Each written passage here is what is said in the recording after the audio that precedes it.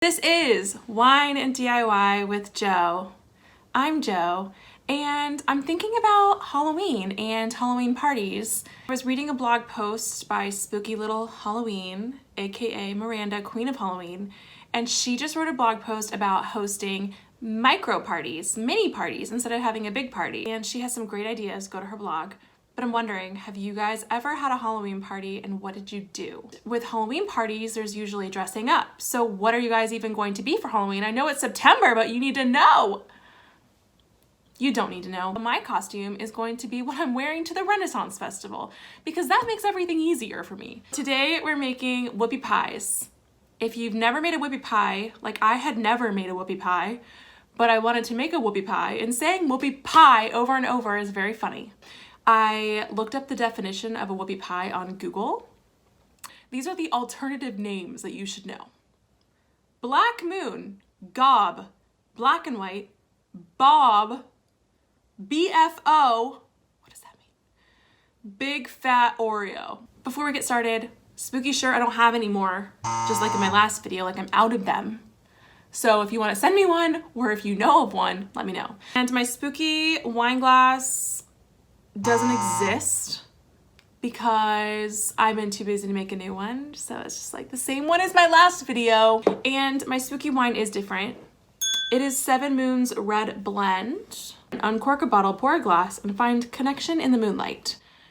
That is my moonlight. It's not nighttime here. But maybe I will drink this under the moonlight. I don't know. All right, here's what you need. Get it all ready to go and then set your oven to 375. First, you're going to put all the dry ingredients together. I am sure you already know this.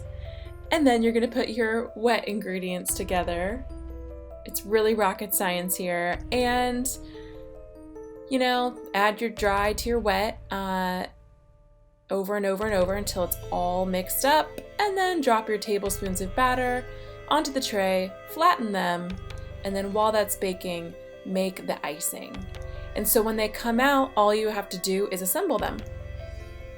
So you take one, put the icing in between. You're basically making a cute little cake sandwich. And then to make it Halloween, we're using purple and green sprinkles to decorate the icing. I've seen people use cute little googly eyes too. So do some decorating. It's really quite fun. And then you're done. You've got cute whoopie pies for Halloween. And they taste so good.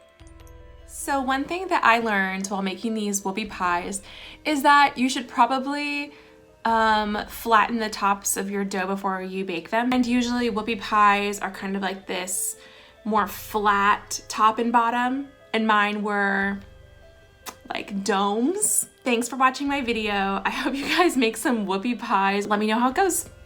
Cheers!